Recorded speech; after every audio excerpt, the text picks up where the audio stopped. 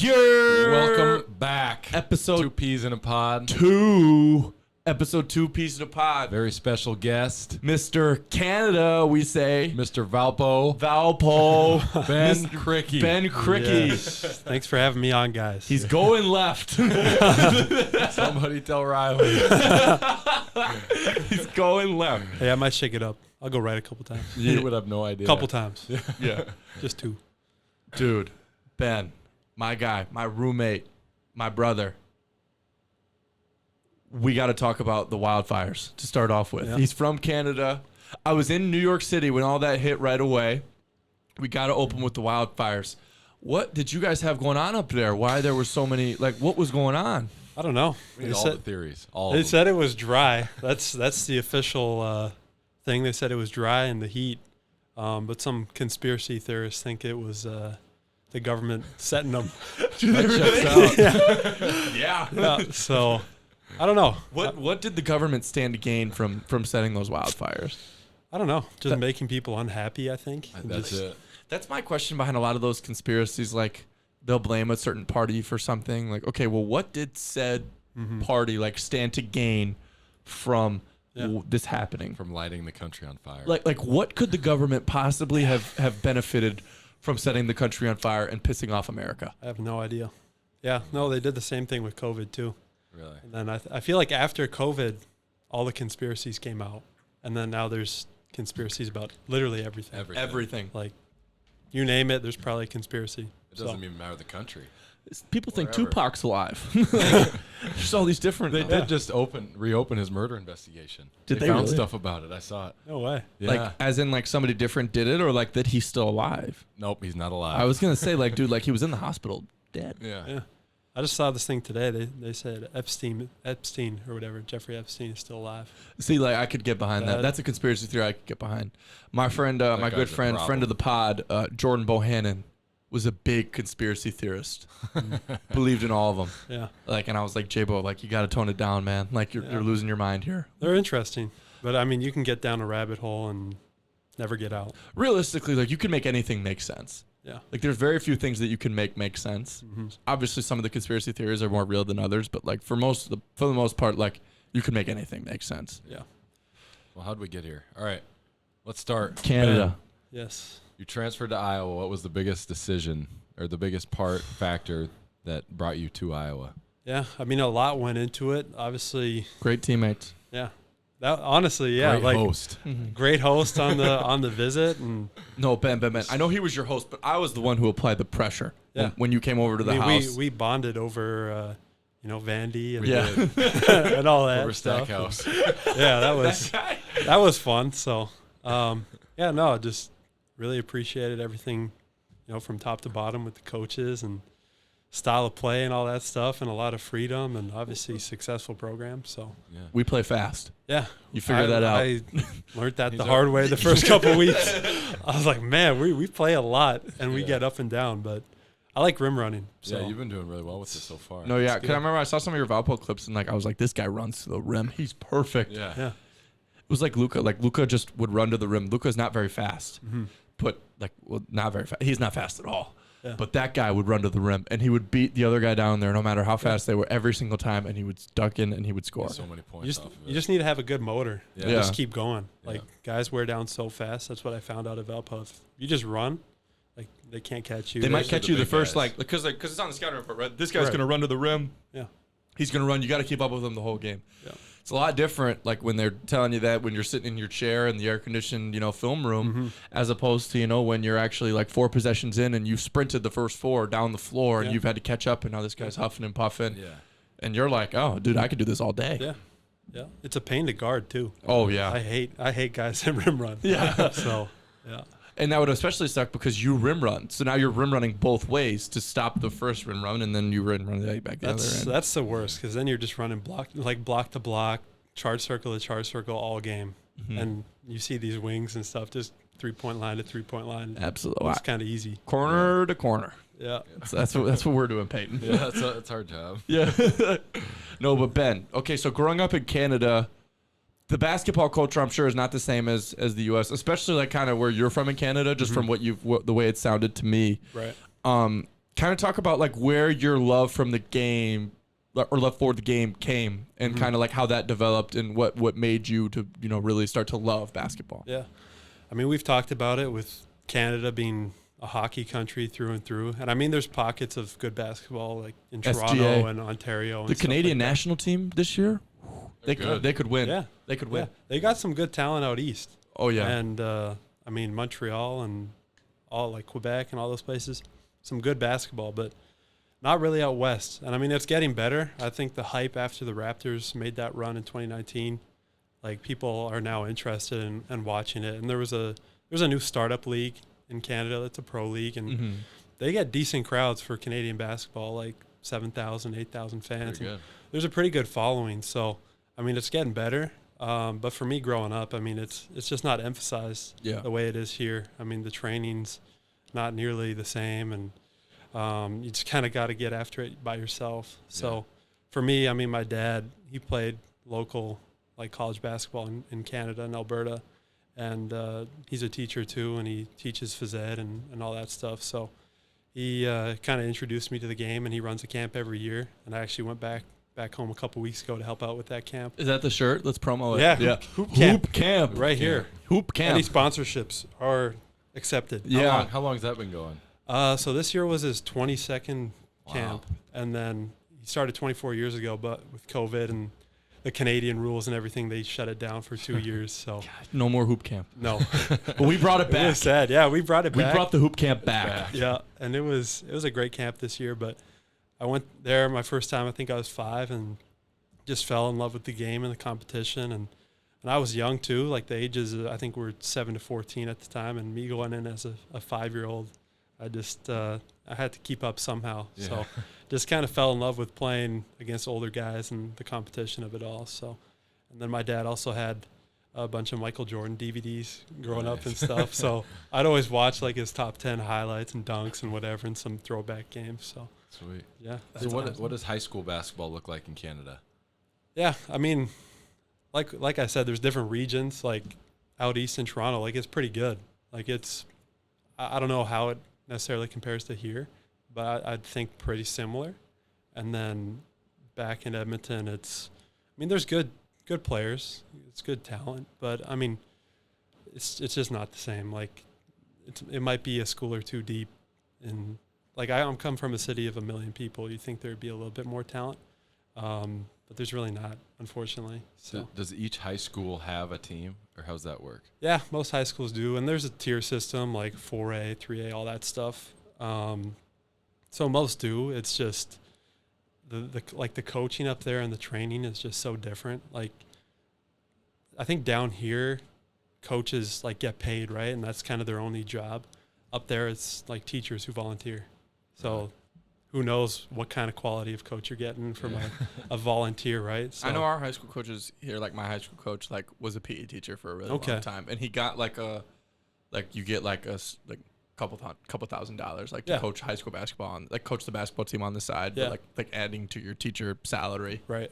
Yeah. So I don't think the coaches, at least my coach back home, didn't get anything. Like It was all just volunteer time, and it's a lot of time to volunteer. Yeah, I love the game. It is, and I mean, he loves the game, and they did a great job. But it's like, for just schools in general, what kind of incentive do they have to get better or improve in any way? Yeah.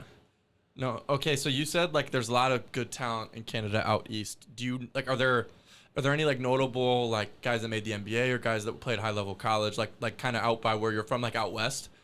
Yeah. So in Alberta, nobody's made the NBA. Really? Which is crazy. And then I think Saskatchewan, the province over to the east, Trey Lyles, I think. Oh, is he? That's where he's from? Yeah, he's from Saskatoon, it's called. So, and then I think, as you go west to like Vancouver and BC, Steve Nash. Oh yeah. So he was the kind of major name from out west, but nobody from Alberta. Is like Shea and Jamal Murray? Are they from Toronto? Yeah, all those guys are from Ontario. Like Lou Dort. They're from.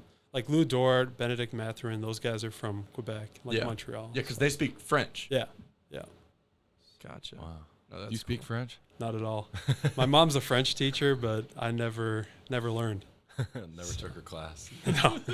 No. We actually did Spanish at my school. So, but I don't really know any Spanish either. So I took Spanish, man, for 5 years in high school. Although we did go to that movie last night where a lot of the words were in Spanish, and do you understand? I Like- recognized a few things. like I would recognize like words. Like, would I be able to go and have a conversation? Right. Absolutely not. That's kind of how I am. Like I understand words, kind of the gist of things, but I Yeah. could never respond or Yeah. Like I could anything put like together like I could kind of piece together what you were saying. I would just need more time than a normal Right. conversation. If we're going to Spain. Yeah, we'll We get are. our Get we'll that get our figured out. test. Yeah. We'll get our test. See if we can respond to anything. Or Logi can be our translator because Yeah. he speaks Spanish and French, right? Yeah, he knows 5 languages. 5 languages for that guy. He's a versatile guy. Laji Dembele, very impressive. Yeah. Legs as thick as tree trunks. Speaks 5 languages. Guy's a beast. So AAU basketball. Yeah. How'd that look for you? What was your process like? So I played 1 year, and that was, I think, after my junior year. And I actually played for a team out of Toronto. So I had a bunch of coaches telling me, hey, you got to get exposure out east and try to go play. So I played in the Under Armour circuit for, honestly, 2 tournaments because I hurt my knee for the rest. So I played 2 tournaments with them. And other than that, I played on a provincial team, like Team Alberta, and we had some national tournaments kind of throughout the country and stuff. And we'd go down to Seattle and play just kind of in random tournaments. I mean, it wasn't like a brand-sponsored event or anything. It's just kind of random games. Yeah. And then eventually played with the national team. That's kind of my AAU kind of experience. cool. Yeah. Is that it's where you got a different. lot of your exposure from the national team? Yeah. I got my first offer after, I think it was probably the 2nd or 3rd game with the national team from Hawaii. So That's awesome. yeah. That's great. That would be a great place to go to school, but my God, would those road games suck? Oh yeah, You got to fly like 6-7 hours, like Yeah. every road game. that's horrible. That Couldn't would, imagine. God, that'd be Probably the just worst. stay over here, right? No, I'm sure that's what they do. Yeah. Yeah, weather would be But- nice though. So for the viewers, you're from Edmonton or in that area. Mm-hmm. So going to Toronto is not easy. No, Like it's a 4-hour flight. So Jesus. yeah, it was a journey to get to practice. Did you? Wow. How often did you go to practice? Every couple weeks, I think. Really? Because Yeah. it's like I played for an AU team in Minnesota my last year, and I went to practice like 1 time, Yeah, twice. it was like every 2-3 weeks. Yeah. We'd have at least like games or practice, kind of. Would they fly you out there? I think so. Yeah. Yeah, I don't even know. Maybe my dad paid for it. I Yeah. can't remember it, but wasn't you? yeah, it wasn't me. Didn't come out of Ben's pocket. All right. So moving to college, Valpo. Yeah. You get there as a freshman. What was that like? Was that your first time living in America when you moved to Valpo? Yeah, it was my first time living. I mean, I'd visited a couple times, and that was all cool. But yeah, getting down to Valpo, freshman year was different. Honestly, a little bit of a culture shock, just kind of the way people would talk or the way people would act. It was different. So it took a couple weeks to adjust to that, and the basketball was different too. Obviously, like a big step up from what I was playing and what I was used to playing. But yeah, it was good. Like freshman year was a lot of fun, pre-COVID days. So we had actually most of our season. We were gonna do a kind of postseason like CBI or whatever after we lost in our conference final. But other than that, we had a full season and it was good and worked my way into the rotation pretty quick and got pretty good minutes for a freshman. Yeah. And yeah, It's pretty cool. Valpo, the Valley. yeah. What's like the best place to play in the Valley? Like Bradley, maybe? Yeah, Bradley was really good. They would get really good crowds. And they did this thing pre-game where they'd roll out this motorcycle and, like, rev the engine. Are you serious? So, That's awesome. Yeah, that was actually pretty sick, and it would get loud. And they had cool lights and, cool PA guy going nuts. And Drake would probably have the Nap Center rocking. They were Yeah. good. yeah, they were always good. Shout out Tucker DeVries. It's crazy because like when I was growing up, you could go to a Drake game for Free? They would pay you. For they pay you. Yeah. There'd be like 10 people there, and then Oh, they've Aaron's been done a good. great So, yeah, they get good crowds. Their student section's always good. Before Loyola moved, they had yeah. really good crowds, and it was a smaller gym, too. oh yeah, So they just packed that and See, go you crazy. ever saw Sister Jean? Yeah, Oh, yeah, God. she was at every game. she's still fighting. Oh, Yeah, she's still out here. Scarf. She's probably like what 103, 104. Yeah. Something like she's over 100. Yeah. This last season almost took her though, I think. Yeah, It was if tough to if watch. they have another bad year, she might be. Yeah, Yeah. she might have to call in. Yeah. They had a tough run of it they're in the A10 now, right? Yeah. Yeah. They just had a rough year. Knocked Yeah. Clemson out of being a quad 1 win for us though. Yeah. Did they? They smoked Clemson. Gosh. How many wins did they have? Realistically, that Oh. probably kept Clemson out of the tournament. It did. Like if Clemson wins that game, they probably make the We tournament. got the 3 seed in the ACC and Yeah, didn't make it. which is so insane. Loyola won what, like 10 games Yeah, maybe. 10, 11. Roughly, like right around there. Kind of like us. At Valpo? Valpo. Not the Hawks, obviously. No, you listeners definitely know not. that. Not the Hawks. Yeah. Come on, not the Hawks. Valpo. Yeah. It's a tough one last year Yeah. and So the I'm year not before. I'm not sure if people know how we travel. I don't, have you and Connor explained it at all? The games? We charter. Yeah. Like we we'll get pretty on a much charter plane, and everywhere. it's just us, and we charter everywhere except Wisconsin and Northwestern. We will bus. Yeah.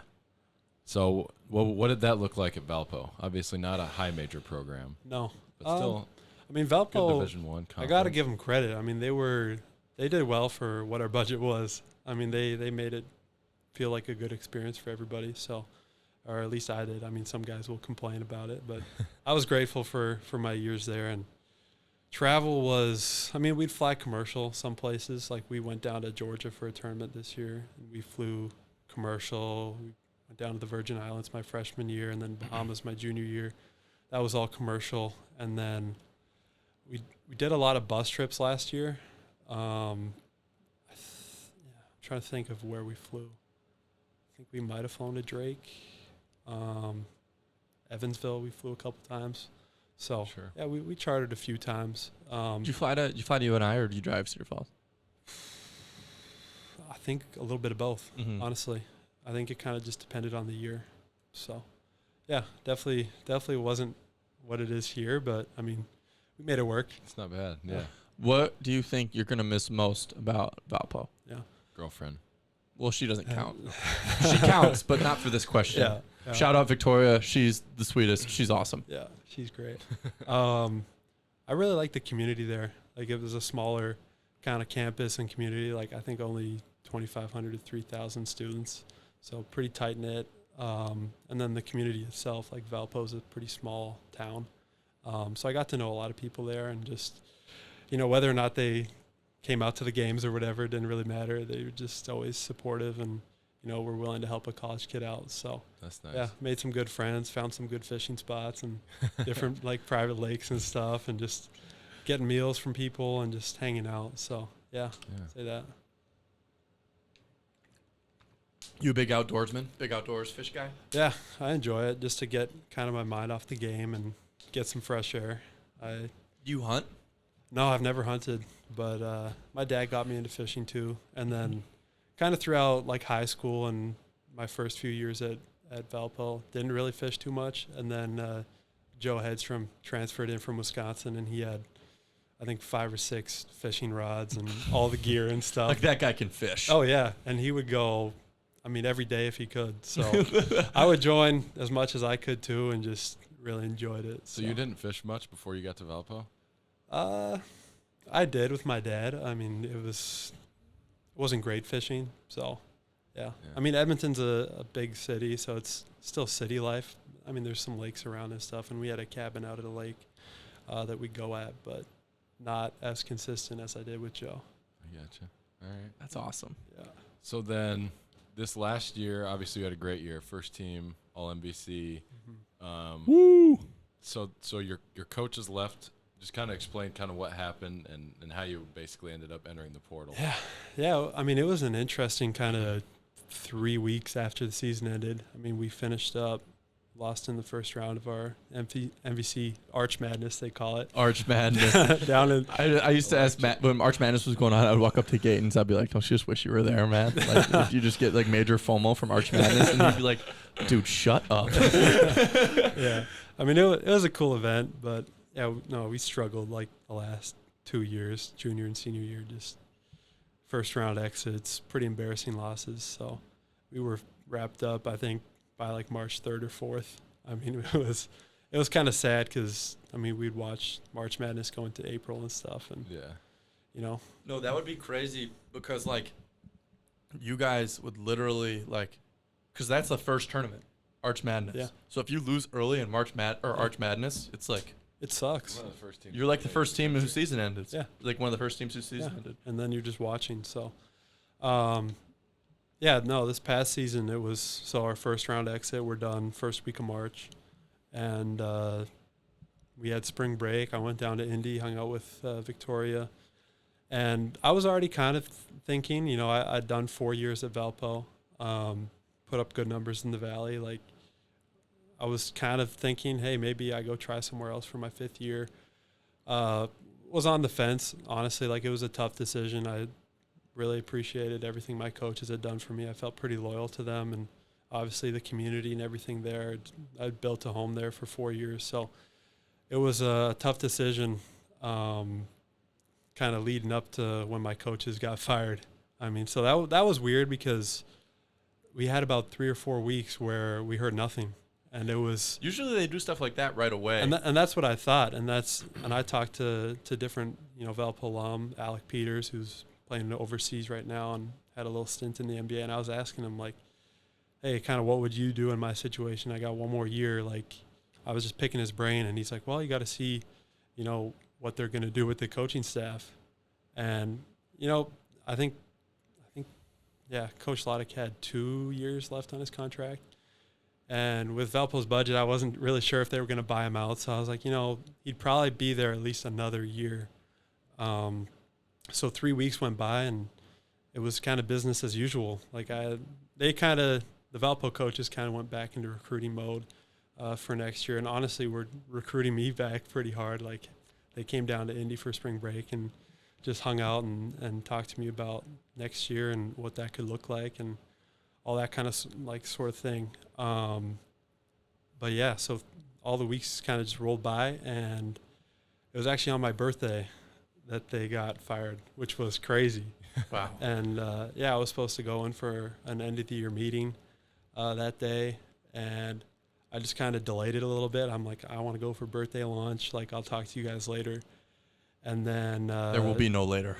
Right, there was no later. So yeah, I was supposed to have my meeting. And yeah, then our athletic director called a meeting. I'm like, okay, in my 4 years, I've never had a meeting, players only, with the athletic director. Like, something must have So it went wasn't down. it was all the players. Yeah. Wow. Yeah. How many players did you have left on the roster at this time? I think we had everybody back. Okay. Yeah. Yeah. So it was a pretty full meeting. It was a full meeting, and guys were kind of like, okay, what's going on? So as soon as I heard the meeting was called, I actually went into the gym early and went to go see if the coaches were there and what's going on. And it was chaos in there. I mean, just the panic on their faces, and they didn't really know what was going on. It was kind of like, oh, we heard this, we heard that.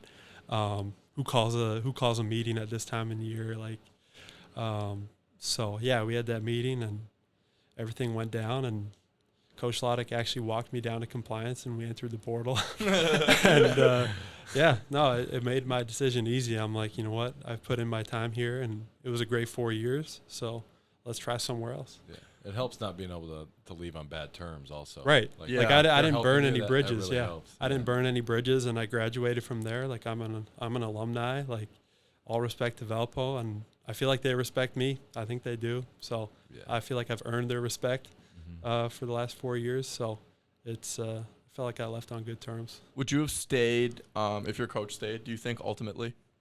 Because you've talked about your relationship with him before, Yeah. and that you guys were super cool, super Yeah. close. And I remember he came on your visit with you here, like he was with you, like, and obviously, I mean, you said he just walked you to compliance. Like, you guys are obviously, and I know Victoria, like, nannied his family, like, Yeah. all that kind of stuff. Yeah. So, like, would you think ultimately that, like, the relationship there would have probably trumped anywhere else? Or, It would have made it a super tough decision. Yeah. Like, honestly, I don't know. I was so on the fence. yeah, like, too early to say, probably. Yeah, I'm not sure. It was, I kind of had to look at, you know, who were we bringing back? Mhm. Who were we bringing in? Like, what that recruiting looked like. Because when I talked to everybody, obviously, like, the goal is to play pro basketball, right? So the thing that sets you up is being a top team in your conference. It doesn't really matter what conference, as long as you could be like a tournament team or at least top 2, and or you go play in a better conference against better competition on a nightly basis. So it was kind of like, okay, well, if I'm going to make this thing at Valpo work, like, how are we going to be a top 3 team, right? So, and that was, I mean, that's easier said than done. We'd been a bottom team or like one of the bottom 4 teams. For Stuff like that, it's really hard to happen years. like overnight or one off season. Like, Right. it's hard for that to happen. Yeah. So a lot of changes needed to happen. I mean, I had confidence in our coaching staff, but like I said, easier said than done because we had big time transfers like Thomas Kithier from Michigan State and like Kevion Taylor. He's a D2 guy, but he's amazing, great shooter, and Trevor Anderson and guys like that coming from Wisconsin. And that was Kobe King. Yeah, and Kobe King. Yeah, how could I forget? So a lot of talent, good players, but we just couldn't figure it out. And that was my junior year. That was very frustrating. So. Yeah. So was it on your birthday that the meeting was called with the AD? Yeah. So they walk you down to compliance, and then what happens? So now you're in the portal. Yeah. Explain what happens now. Yeah. So I think they actually got me in the portal the following day. So you got birthday dinner. Yeah, he wanted. Yeah. The phone calls. The athletic director wanted to, I don't know, do some stuff with the publicist or whatever, and wanted to make it seem like he wasn't reacting to me leaving or something like that. It was a little weird, but anyway. Power play from this guy when there wasn't a need for one. Anyways. Yeah, it was. He didn't want to fire the coach just because he lost Ben Krikke. Yeah, it was a little strange, but anyway. So yeah, he asked me, "Can I put you in the portal the next day?" I was like, "Preferably now." Yeah, but that's why I'm here. Right. Like whatever. If I wanted to wait till tomorrow, I would have came back tomorrow. Right. Yeah, exactly. Yeah. So as it went down, it happened the next day, and I was in the morning getting a little workout, and I had my AirPods in, listening to some music, and then my phone just starts buzzing, and I was like, it was actually from a former Dobo of ours at Valpo, who's now coaching at Stonehill, I want to say, or somewhere. I forget where, but he called me and was like, "Hey, your first official offer," with a little check mark. And I was like, okay, somebody must have told him something because I don't think I'm in the portal yet. So responded to that and went on with my workout. And then another call came and another one and a text. I was like, man, I can't listen to my music anymore. Like the phone's just keeps buzzing. So ended my workout and it was just crazy. I mean, so many schools, like 60 to 70 in the first day, just calling, texting, emails, DMs. It was weird. So yeah, crazy. That's wild. Yeah. Portal, man. Wow. That'd be intense. Yeah. I'm just gonna like DMs. Yeah, DMs like Twitter or Instagram. Both? Instagram. Wow. Yeah, it was. I forget which schools, but yeah. I usually just use Instagram DM to DM usually girls. I don't. Pat, what was your recruiting was weird, but what was the craziest thing you ever did with a coach? Dude, I didn't even talk to coaches because I didn't want to waste anybody's time. So like, I wouldn't take any calls. I wouldn't respond to any texts. Like if you wanted to talk to me, you had to go through my AU coach. Gotcha. And then he would be like, okay, do you want to talk to this school? And I'm like, nah, like I'm good. Like I would have only really listened to like 2 schools, like to get me away from Iowa, Notre Dame and Duke. Yeah. And I committed before Duke ever got to see me play. And similar to Notre Dame, like I was ranked pretty high. So like I know schools reached out a lot, but like schools like I wouldn't take any calls or any texts. So I didn't even say anything super crazy or super wild. I got on a Call of Duty game. Yeah. I remember you told me someone that. From Minnesota. They're all gone now, but it was awesome. What a player. He was so good. He was like 50 too. Really? Wow. Great player. Yeah, we won some games, but yeah. Anyways, so you have all that stuff, and then how do you kind of narrow it down? Yeah, I mean there was. Yeah, how do you go about eliminating 70 schools? Yeah. 69 schools. Yeah. Nice.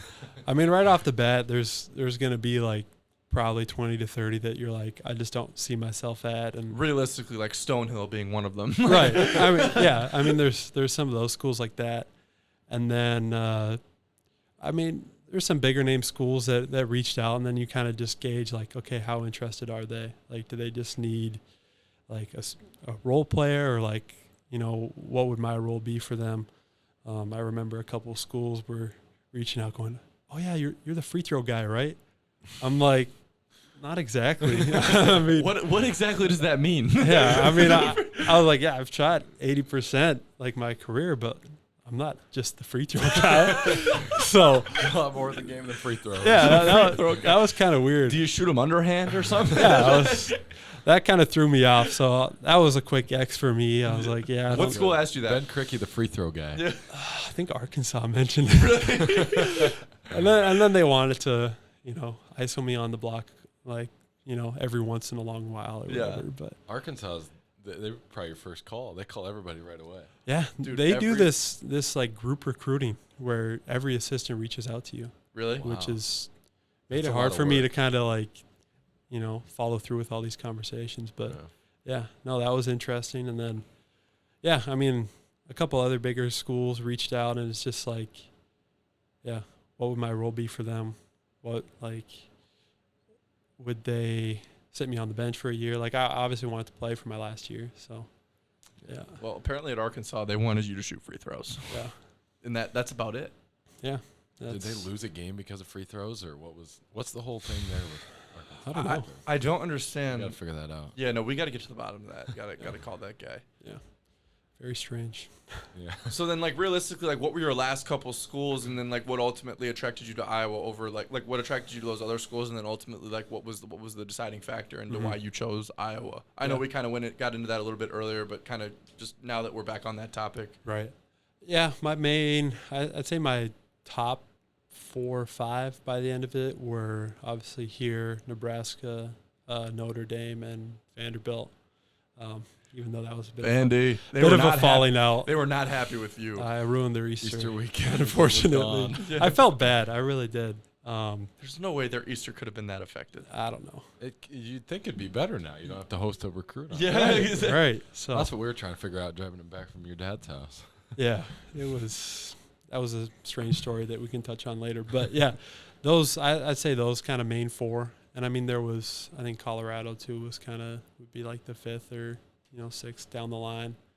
But yeah, it was I knew I wanted to play up in a conference. I didn't want to go make a lateral move. I mean, some Valley schools reached out and obviously appreciated that, but I didn't see myself in the Valley for another year and didn't want to transfer to anything kind of You would lower. just stayed at Valpo. Right. Yeah. Right. So didn't want to make any kind of lateral moves.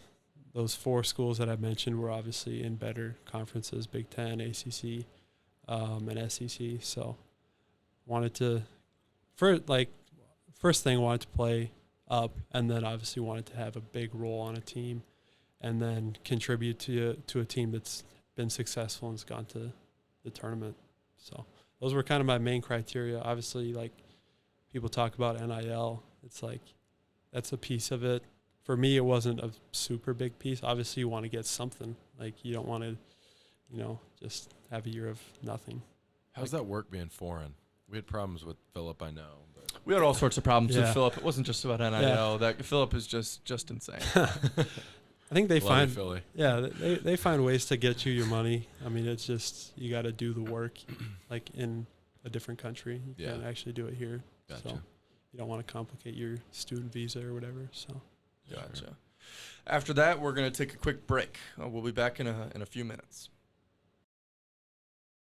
I want to tell you guys a little story about the night that we won the state championship my senior year of high school. Obviously, we did the trophy presentation, but the first spot that we went right after we won was Jethro's. Jethro's Barbecue is one of my favorite spots that I've really had ever growing up. It started in Des Moines and just moved to Iowa City, and I couldn't be happier about it. It's somewhere that I went for birthdays, for celebrations, and obviously the state championship. Now that it's in Iowa City, it's a perfect spot to go eat after football games, before football games, just with your family or for a meal. It's one of my favorite spots, and I highly recommend to visit Jethro's Barbecue, located in Iowa City. We are back. Episode 2 of 2 Peas in a Pod with my co-host Peyton Sanford and Here with Mr. Free Throw. Mr. Free Throw, Ben Krikke. yes, the Razorback. The Razor. Ben, quick question. You are replacing one of my best friends in the entire world, Mr. Rabracha, who was a very good player for us for 2 years. Mm-hmm. Love Philip to death. He'll be in my wedding. What So kind of like, how do you feel about filling those shoes? You know, like Yeah. like not only for Philip on the floor, because obviously, you know, his numbers and accolades spoke for themselves. I'm talking about more so Philip off the floor and what he was able to do for morale, dynamic. Like everybody loved Philip. So I need you to, Yeah. you know, kind of give your pitch as to what you can do to be more like Philip. Speak Serbian. Learn some You gotta Serbian. cuss out the refs. Maybe that would help. Zibila Serbia. All hail Serbia. Yeah. Yeah. I mean, obviously he's a great dude. I got to meet him a little bit kind of on the visit. And then the 2 weeks before he left, seemed like a great dude. Wish I could have got to know him a little bit more. Oh, dude, you would love some Philip. big shoes to fill, I guess. No, dude, absolutely. Yeah. So, yeah, maybe just being a great roommate. Yeah. I don't know. What was he like as a roommate? Oh, the best. We still have the Serbian flag hung up. Yeah. Oh, we bet need a it never Canadian leave. flag now. Yeah, we do. Yeah, We need to go to should. the store. Yeah. He would play a lot of video games. He would play like League of Legends and sit okay. at the table. And he would like I guess League of Legends. I've never played it, but you need to like click a lot with your mouse. So he would Okay. just sit there and just like Okay. like for hours on end. And I'm Yeah. like, dude, like, are your hands tired? Like just from all this clicking, he would just click for days. His hands were probably just really strong. Yeah, no, but dude, he was always around. Like he's just no, dude, Philip's just the best. Love Philip. Yeah, no, we love you, Philly, and we miss you. Come back. No, but anyways, get back off the Philip topic. Enough Philip love for today. What are kind of your early thoughts so far of being here, like for the team, like who stood out, who, like, you know, like kind of like what, like our style of play, specific players, all that kind of stuff. Like what are some of the highlights that you are that you've hit on so far? Yeah. I mean, kind of like we mentioned earlier with the pace of play, like it's very different than what it was at Valpo. Like obviously here we play so much faster and rim running and taking shots and, you know, good shots, open shots, but a lot quicker than what we were taking at Valpo. So that's actually been a lot of fun because I love playing that style. And then just kind of our motion and our freedom. I mean, I feel like your dad's great about giving people confidence and giving them a green light and just letting them play. So I've really enjoyed that in practice, getting up and down. I love how we break things down and then just play, like just figure it out. Like we put in our plays, like today we put in our, you know, half court sets or whatever, and then just go out and try it. So I think that's been a lot of fun. Just from like a personnel standpoint, I've been really impressed, and I had my family down here this past week, and they were really impressed with just the talent. I mean, top to bottom. At Valpo, no knock on anybody, but we struggled with shooting. So I think it's great to have guys who can knock down a lot of shots at a high Kind clip. of what we're known for a little bit here. Yeah. Dude, yeah, we get them up. We make a lot of threes. Yeah. Yeah. So that's been really good. I mean, just the talent top to bottom's been really impressive. And then obviously like the freshmen coming in have really surprised me just with the level of talent they have. And Owen Freeman, yeah, book it. that dude he's solid, man. He's so athletic. So athletic. He just dunks Quick and off the ground. too. he's Yeah. very quick off the ground. He dunks, blocks, and rebounds everything. It's awesome. I love Owen and Freeman. he's a runner, and Yeah. he's been really impressive. I mean, he's going to be special for sure. The So whole freshman class has been phenomenal, though. I mean, Brock is Brock, Yeah. that just guy runs is around full so speed quick. and- he's so quick. yeah. it's so annoying when he splits those ball screens Oh, too. yeah. You're just like, come on, man. Like, Enough, Brock. yeah. yeah. And then Slodgies. Price obviously is a sniper. Yeah. Just lighting it up. Yeah. He doesn't miss much. No. And Lodgy just He's Big figuring it out. dude. He's figuring it out. Yeah, We talked big about it dude. yesterday. I mean, he's improving Mhm. a lot. Oh, like Absolutely. rapidly. Yeah. Yeah. At first, it was kind of like, okay, You like can we see the adjustment. yeah, but then like it's not easy coming to No. college, like No. from high school, especially being thrown into an environment with a lot of older guys, Yeah. and into an environment where like we've only played like 3 or 4 open gyms before he really started practicing because of Europe. Yep. So it's like he didn't like so it just took him a second to adjust, and it's been in the past couple of days he's been great. Yeah. Mhm. Yep. He's been a lot better, and I know he's attacking those workouts too with Yeah. like Tristan Yeah. and Mhm. stuff like that. So, yeah, he's been really good. And then we can't forget about Big Ev, that boy. Big Ev, another guy that we live with. He is Awesome athletic, guy. man. Looks like Shaq. Crazy. Sometimes, like just puts his armpits in the rim. It's You awesome. guys- His You ankle and was hurt, and he him. could fly. You and him, I was talking to Coach about today. When you guys dunk, the shot clock it's going to come down soon. Really? The one on the closest to the door we walk in. If a it is- Gundolay it's didn't, like if a this. Gundolay didn't knock it down, nobody's gonna knock it down. Well, it didn't used to be loose like that. He loosened it up for everybody else Yeah. to break it. Yeah, that's probably true. I think Evan would be the one to break it Yeah. for sure. That guy can dunk, man. My Yeah. God, can he dunk? Yeah. Head he's off the awesome. rim. Yeah. Great dude too. Oh, the best. I mean, love him. Just a dude's dude. Great mom. And a gamer. Yeah, a gamer, Just dude. a That guy can gamer. play some video He games. loves Minecraft. Dude, yeah. But, like, ultimately, Evan Bronze he's just a dude's dude. That guy, Evan, you want to go do this? Yeah. Evan, you want to go out? Yeah. Just Evan, a friendly guy. just a, We got a lot of great guys. I mean, Oh, it's dude. been awesome to be around everybody so Yeah. far. and It's a realistically, fun like, team. because, like, now I'm going into my 5th year. Like, I can't name you, like, too many, like, bad teammates or bad dudes that I've had. There's one that comes to my mind that I won't speak of, but I think everybody knows who I'm talking about. But for the most part, like, everybody else has been cool. Yeah. Like, and we recruit, like, really good guys who are good players. Mhm. Like, and, you know, it just makes it so much easier that you're not dealing with, like, because, like, I mean, the season is already hard enough, right? With the amount of games we play, the competition we play, like, it's already hard enough. You don't need to further complicate it with egos, guys that, quite frankly, aren't very nice, like guys who are assholes, like, you know, like guys that, like, are mad about their minute, whatever. You Which don't is need to- everywhere. It's everywhere. Exactly. Which is a problem. Like, I mean, only 5 guys can be on the court at one time. We have 13 scholarship guys. Somebody's not going to be happy with how much they play. It's just, but it's like a side effect of how they show it, right? That's what Right. it's about. It's not necessarily about, like, having good guys around you, and you Right. know, it's really hard to make it through such a long season without really good guys around Yeah. you. Yeah. You got to have a good culture. Yeah, absolutely. That's something that we tried to build at Valpo. Like, I feel like my sophomore year, bit of a tough culture, kind of fragmented and whatever. It's tough to win games when everybody's kind of on their own page. So I've been really impressed with the culture. And I know it's kind of cliche to say, oh, like, I like a place because the guys and the camaraderie or whatever, but it's been great.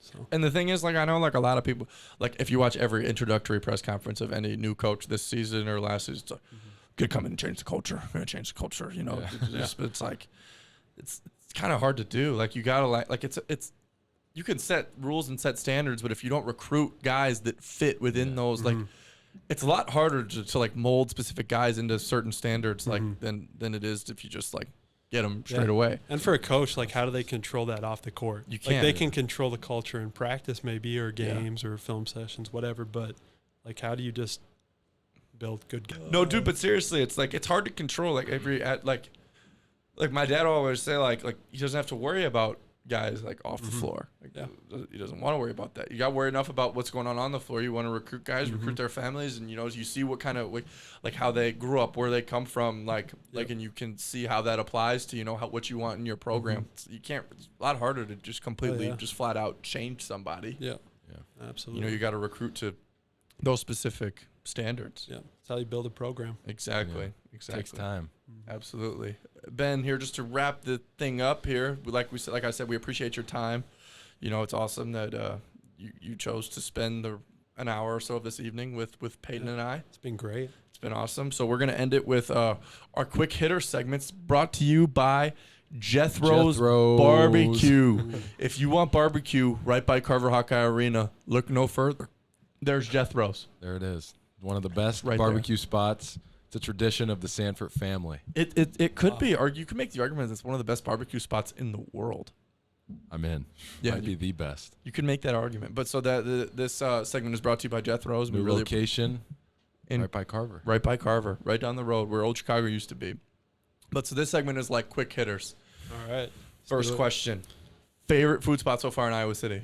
I mean, we've been to Estella so many Two for times. two. Boom! 2 for 2 for 2. 2. We're going to keep The going. shredded chicken quesadilla. I mean, you put me onto that, and it's Every day I get that. unbelievable. Boom. Yeah. Awesome. What an answer. Great. Okay. Next question. Celebrity crush. Boom. Celebrity crush. Man. It's a tough one. I'm trying to think. When I was little, I used to really like Star Wars, and I liked, what's her name? Princess Leia. Portman. Oh, Padme. Yeah. Natalie Portman. Padme. Yeah. That was when I was little, so don't get mad at me, Victoria. Yeah. Victoria, if you listen to this, don't get mad. My answer is Kim Kardashian. Anyways, next question. Role model growing up. I would say Michael Jordan, with just the amount of stuff I watched, like YouTube and the DVDs my dad had. So, yeah, probably him. Okay, so then following up that question, I hope you give the correct answer. GOAT. Jordan. Boo. Yes, sir. Yes, sir. I don't know. I'm so biased though. I mean, I do respect LeBron. I mean, he's unbelievable. I just think the game's changed so much. It's kind of hard to gauge. No, yeah, it's really hard to compare eras. Michael Jordan. I mean, he's just burnt into the culture too. Yeah. Like, how do you go against that? Yeah, you Air can't Jordan. can't argue with the Jordan brand. Yeah. That movie's great, by the way. Air. You Oh seen yeah, it? I haven't So seen it fire. yet. Great movie. You gotta watch it, dude. I haven't It's on seen it Prime. So good. All right. Last dinner? one. 5 dinner guests, dead or alive. Man. Okay. I'm gonna go a lot of NBA guys here. I would go with MJ. Fair. I'd go Jokic. Yep, that'd be a great one. I think Shaq. Yeah. I think Jokic and Shaq would make it so fun. So I'd go those two. I would go David Goggins, Oh yeah, that guy's nuts. Marine. The guy just Oh, does yeah. push-ups. He Insane. just does push-ups Yeah. and Yeah. pull-ups Yeah. and runs marathons. And Mike Tyson. I just think those last two guys, Goggins and Tyson, just are a different breed. Complete wild cards. Killer mindset. Yeah. So I think I'd learn a lot from them. That's Yeah. awesome. Yeah. That's a great dinner. And actually, I would add one more, Joe Rogan. Yeah, that's another good one. I love his podcast. That so. spices things up. Oh yeah. He'll start asking all the right questions. Oh yeah, dude, he's great. So No, awesome. Do we have time to ask you, Pat? What's yours? I've answered on here before, but I will answer again. Drake, LeBron, Kim K, Obama, and MLK. All right. I think those were my 5 from last time. That's a good If they're 5. not, that's my 5 this time. there you All go. right. Yeah. Where'd I go? Larry Who's Bird. yours? Larry Bird. Nice. Tiger Woods. Yeah, yours was Tiger for sure. I don't know. I want to see some PGA Live drama. Rory McIlroy, Bryson DeChambeau, or Brooks Koepka, one of those two, and then Michael Jordan. There you go. What a A lot of table. golf. This guy's a golf guy. In case you didn't know, Peyton doesn't have a handicap. He's pretty good. No, but Yeah, Ben, great sport. brother, thank you for coming on. Been Thank a you, lot Ben. of fun. Appreciate It's been a you. ton of fun. Yeah. You know, signing off episode 2. 2 peas in a pod. Peas. 2 peas in a pod, episode 2. Thanks for listening, everybody. Thanks, Appreciate you guys. guys. We are back. 2 peas.